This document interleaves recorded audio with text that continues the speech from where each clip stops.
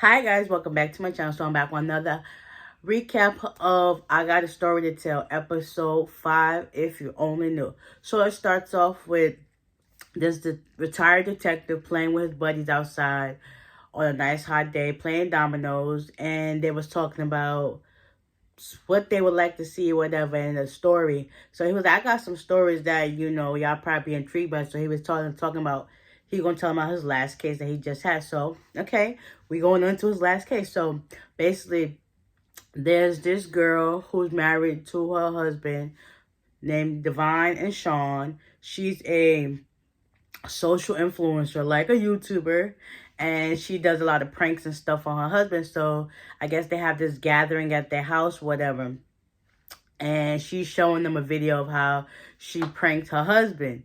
Like, for real, I thought in the video, I thought she died for real, but couldn't find out she was pranking him.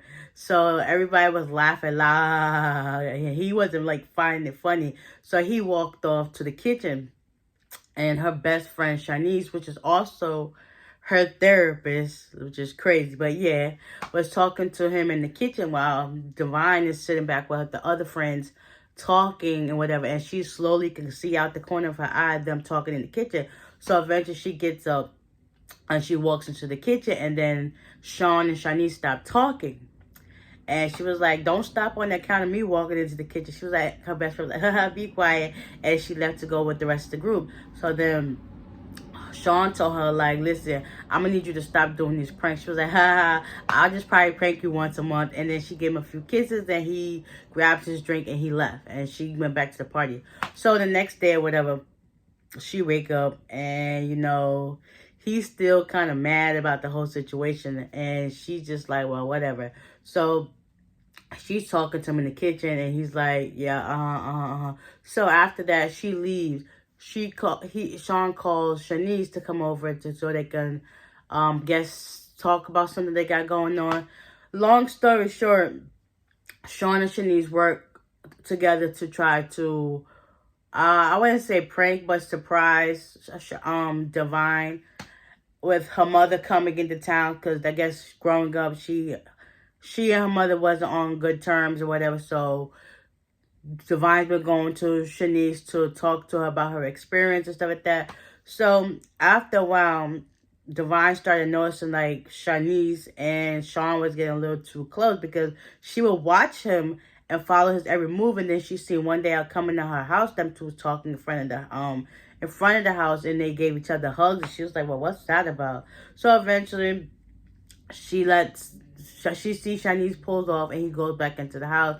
And then a few minutes later, Divine comes in. She's like, what's this about? You ordered food for like two. He was like, yeah, from this restaurant. She's like, yeah, I know that I took you to. And it's like, yeah, it's starting to make sense. Long story short, she thought that Shanice and Sean were having an affair with each other. And let's just say things went left. Before, I guess, Sean was actually planning a surprise party for Divine so that she could see her mother.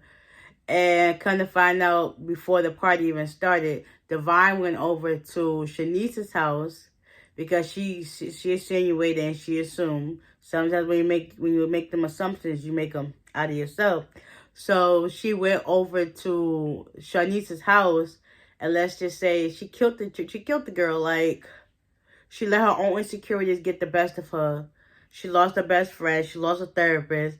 And then when she gets back to her house, everybody goes, surprise. They come the lights and everything. She's covered in a whole bunch of blood and stuff. And she's holding Shanice's head. And next thing you know, she starts screaming. Her mom passes out and drops the cake. And everybody was just like, what in the world? Yes, when you let your insecurities get the best of you, you do some crazy things. And now I think she going to jail for life or whatever the case may be. I don't know.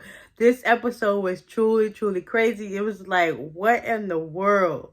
Love will make you do some crazy things. Your insecurities will make you do some crazy things. Having assumptions will make you do some crazy things. Just be careful out there with what you're doing. Like, sometimes your intuition is not always what's going to be true. Sometimes you got to take a step back and just to reevaluate things. At this point in the time, she didn't have a chance to reevaluate, because I guess growing up, her childhood wasn't as good. and she started projecting those insecurities from her past into the present. And now she done lost a friend. She done lost a therapist. I don't know what's going on with her husband and mama, but I don't know.